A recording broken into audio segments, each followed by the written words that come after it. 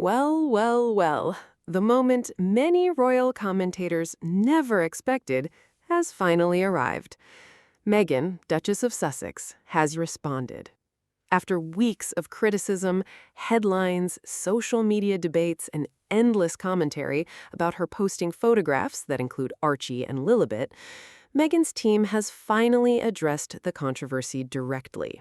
And the response is fascinating because it is not dramatic, it is not emotional, it is not aggressive, it is simply logical, which may be why it has caused such a stir.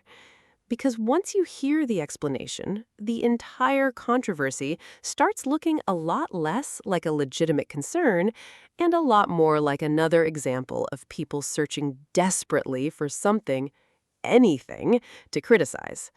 For weeks, certain commentators have been arguing that Meghan is somehow contradicting herself.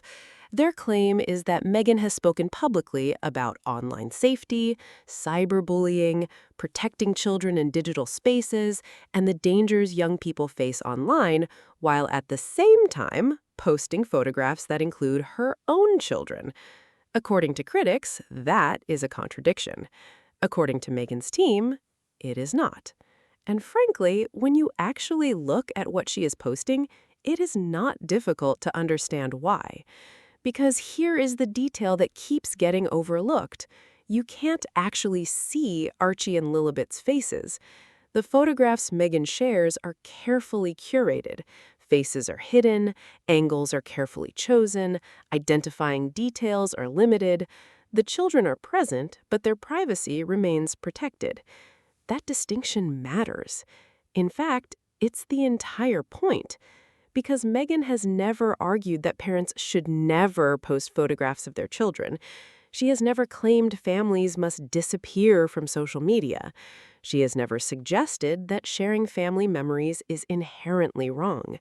What she has consistently advocated for is protecting children from harmful online environments, protecting their privacy, and giving them the opportunity to have control over their own digital identities. Those are not the same thing. Yet somehow, a number of critics have attempted to blur that distinction, and that's where this latest controversy begins to unravel. Because if protecting children is the goal, then deliberately concealing their faces while sharing occasional family moments seems entirely consistent with that goal. It is not a contradiction. It is the application of the principle itself. But let's be honest, this story is not really about photographs. It is not really about privacy, and it is certainly not really about concern for Archie and Lilibet. This story is about something much bigger. It is about a pattern that has followed Harry and Meghan for years, a pattern that many people are now starting to recognize. When Harry and Meghan are private, they get criticized. When Harry and Meghan share something, they get criticized. When they remain silent, they get criticized. When they respond, they get criticized. The criticism exists regardless of the decision. The target simply moves.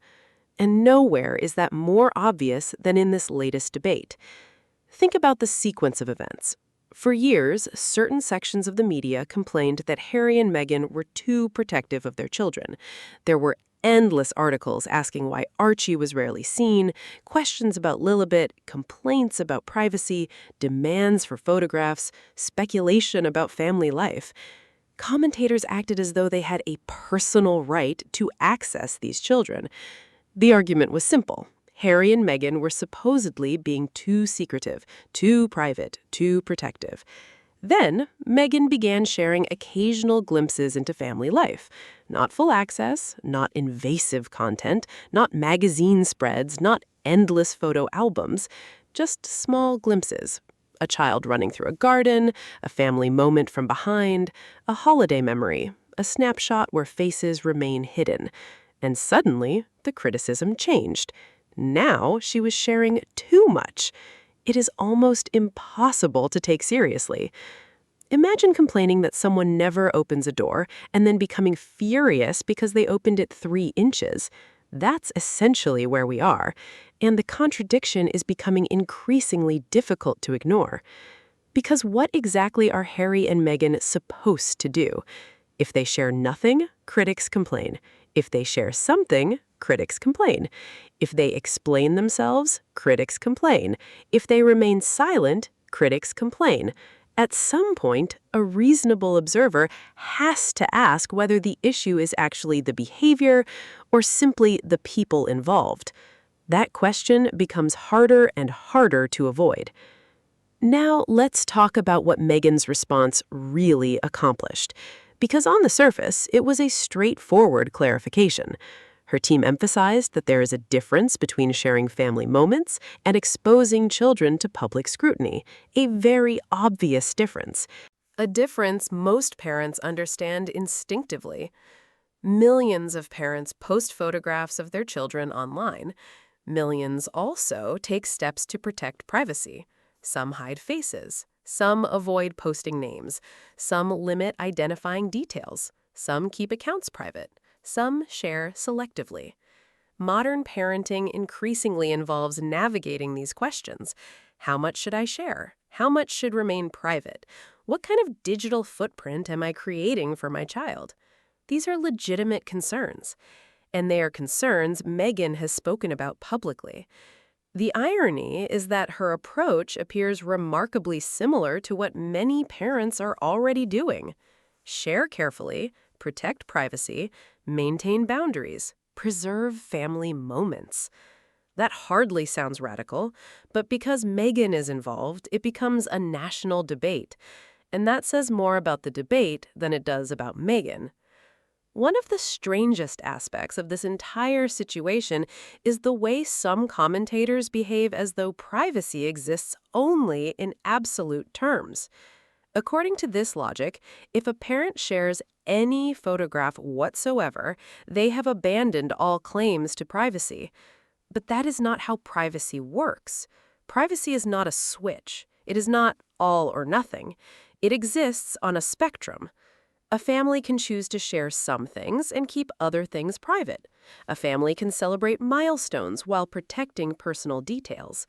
A family can offer glimpses without granting unrestricted access. Most people understand this. Most people practice this. Yet when it comes to Harry and Meghan, basic nuance often disappears. Everything becomes exaggerated. Everything becomes amplified. Everything becomes controversial. And that is exactly what happened here. The reality is simple. Archie and Lilibet are among the most famous children in the world, not because of anything they have done, not because they sought attention, but because of who their parents are. Harry understands the consequences of that attention better than almost anyone. His entire childhood unfolded under public scrutiny. His mistakes became headlines. His milestones became headlines. His griefs became headlines. His private moments became headlines. And perhaps most significantly, he witnessed firsthand what relentless media attention can do to a family. That experience has clearly influenced how he approaches parenthood. Protecting Archie and Lilibet is not some public relations strategy. It is a personal priority, one that Harry has spoken about repeatedly, one that Meghan clearly shares. And when viewed through that lens, their approach makes perfect sense. They are not trying to hide their children from existence. They are trying to give them as normal a childhood as possible under extraordinarily abnormal circumstances. That is a very different thing. Now here's where the story becomes even more revealing, because the reaction to Meghan's response itself tells us something important. Some critics appeared genuinely irritated that her team addressed the issue at all. Think about that for a moment. They criticized her, they wrote articles, they discussed her decisions. They analyzed her parenting. But when she explained her position, suddenly, that became a problem too. It is a remarkable expectation. Apparently, public figures are supposed to absorb criticism indefinitely while never offering clarification. That is not realistic, and it is certainly not fair. Every public figure has the right to explain their choices. Every public figure has the right to respond. Every public figure has the right to correct misconceptions. Meghan is no exception. In this case, the clarification was concise and logical. Protecting children's privacy does not require disappearing from public life. Sharing family moments does not automatically expose children to harm. Those two ideas can coexist, and, for many people, they already do. Perhaps that is why the response resonated, because it reflected common sense. The problem for critics is that common sense tends to be difficult to argue against. So, instead of addressing the central point, many shifted the conversation elsewhere. They focused on interpretation. They focused on speculation. They focused on emotion. Anything except the actual distinction being made, because the actual distinction is incredibly hard to challenge. A photograph where a child's face is hidden is fundamentally different from exposing that child's identity. That is simply reality. No amount of outrage changes it. But beyond all of this lies an even larger issue: narrative control. For years, Harry and Meghan have attempted to communicate directly with the public through interviews, through documentaries, through podcasts, through social media, through statements from their representatives. Every time they do, they reduce reliance on traditional gatekeepers. And that matters. Because when public figures communicate directly, they are no longer entirely dependent on commentators to interpret their actions. That can be uncomfortable for people who are accustomed to controlling the narrative. This latest response is a perfect example. Instead of allowing critics to define the conversation, Meghan's team clarified the situation directly. Immediately, the framing changed. The debate became less about speculation and more about facts. And facts have a funny habit of disrupting outrage cycles, especially when those outrage cycles depend on ignoring context. By the time the dust settled, the controversy looked very different. What initially appeared to be a serious accusation started looking increasingly flimsy, because underneath all the noise was a very straightforward reality. A mother shared carefully selected family photographs. A mother deliberately concealed her children's faces. A mother continued advocating for online safety. None of those things contradict one another. In fact, they fit together quite naturally. Which brings us to perhaps the most important question of all. Why does this keep happening? Why does every action by Harry and Meghan seem to generate disproportionate controversy? The answer is complicated, partly because they remain globally fascinating figures, partly because royal stories attract attention, partly because controversy drives clicks. But there is something else. Harry and Meghan have become symbols in a broader cultural conversation. People project ideas onto them. People project frustrations onto them. People project expectations onto them.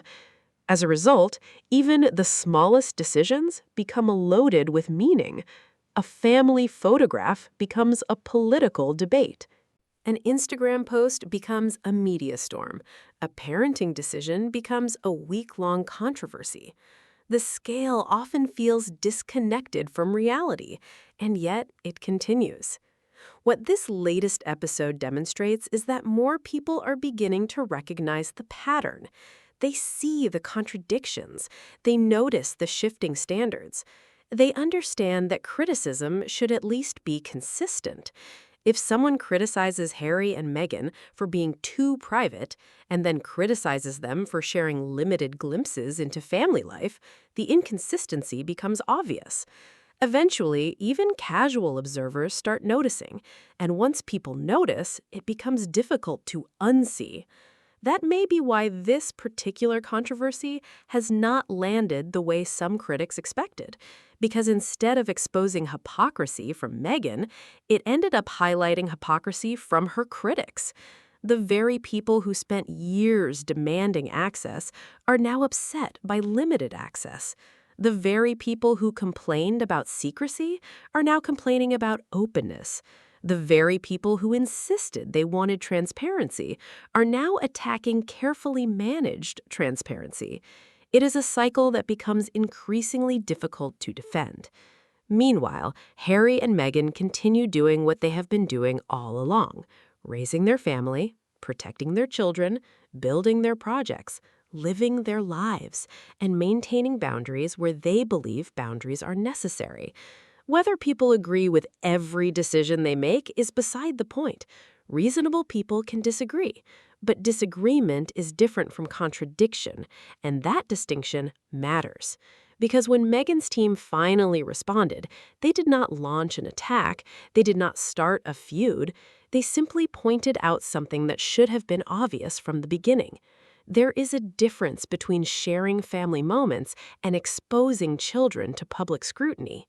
A difference between visibility and vulnerability. A difference between presence and exposure. A difference between a glimpse and unrestricted access. Once that distinction is understood, the entire controversy starts collapsing under its own weight. And perhaps that is why Meghan's response has generated so much attention, not because it was explosive, not because it was dramatic, but because it was effective. Sometimes the strongest response is not the loudest one. Sometimes it is the simplest one. And in this case, one straightforward clarification was enough to expose the contradictions at the heart of the entire debate. The outrage machine will undoubtedly move on to its next target soon enough. It always does. There will be another headline, another controversy, another week of speculation. That cycle is unlikely to end anytime soon. But this particular episode leaves behind an important reminder. Parents are allowed to set boundaries. Parents are allowed to protect their children. Parents are allowed to share family memories. And those things are not mutually exclusive, no matter how desperately some critics try to pretend otherwise. Because at the end of the day, the question remains astonishingly simple.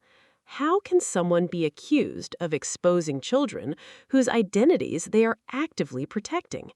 The moment that question is asked, the entire controversy begins to fall apart.